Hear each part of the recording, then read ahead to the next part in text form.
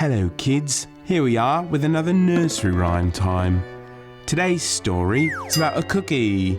You see, there was this woman and she was a baker and she was running out of ideas of how to get kids to buy her delicious cookies. Well, one night she had a dream about a little man who was made of cookie. She woke up at 3:47 in the morning, as bakers usually do, and got to baking. And after hours of trial and error, made a little man out of gingerbread.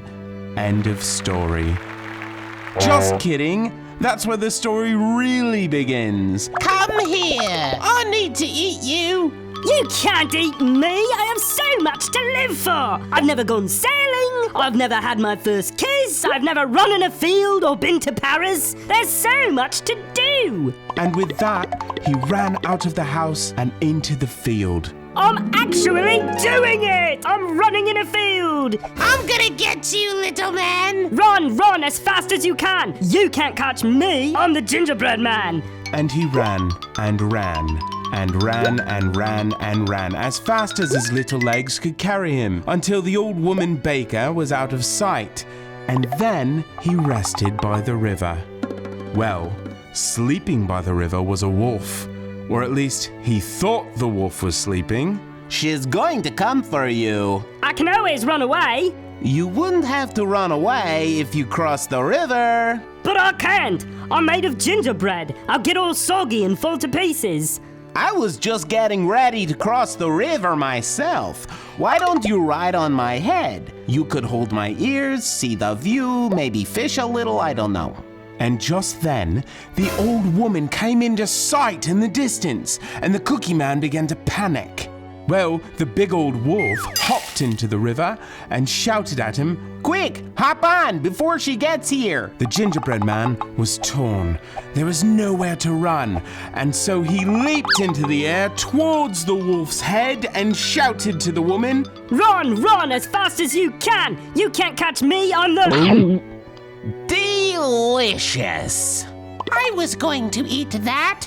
He was eaten by the big, bad wolf and spent the rest of his days playing pinochle with Little Red Riding Hood's grandmother in the wolf's stomach. And that's the end of the tale. It's nursery rhyme time. And, oh no, look at that. It's raining. Oh, bummer. Oh. We've got a poem for that, haven't we? We've got a poem for everything, don't we? Here it goes. Rain, rain, because we're speaking to the rain. Might not have ears to listen, but we're going to speak anyway. Let it know where to go. Tell it to go away. But not forever. It can come again another day.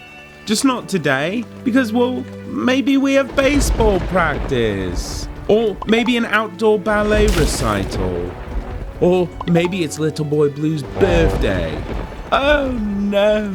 The old woman's moved from a shoe into a pair of galoshes.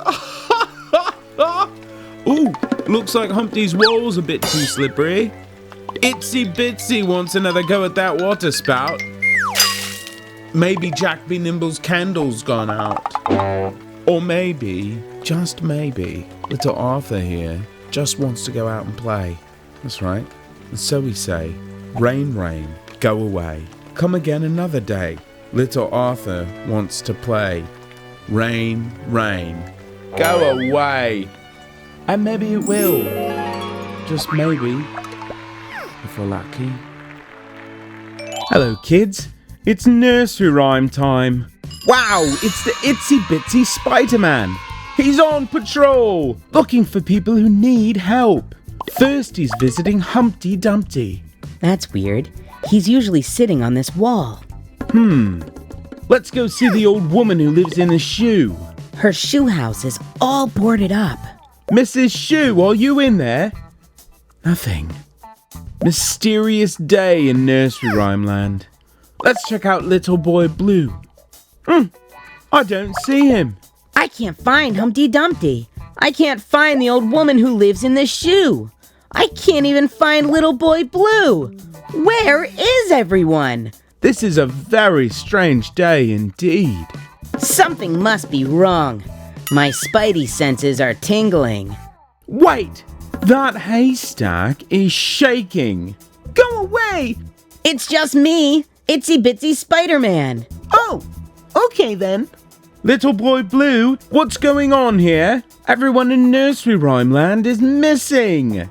It's Peter. He's having a tantrum. Oh dear. What happened? Peter Pumpkin Eater had a wife and couldn't keep her. Yes, we know that part. When he came home, his wife was gone.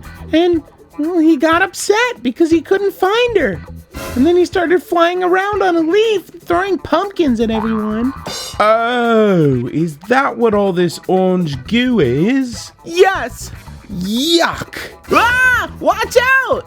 Here comes the pumpkin. Help! Somebody help! Look, it's the Itsy Bitsy Spiderman. What have you done with my wife? How should I know?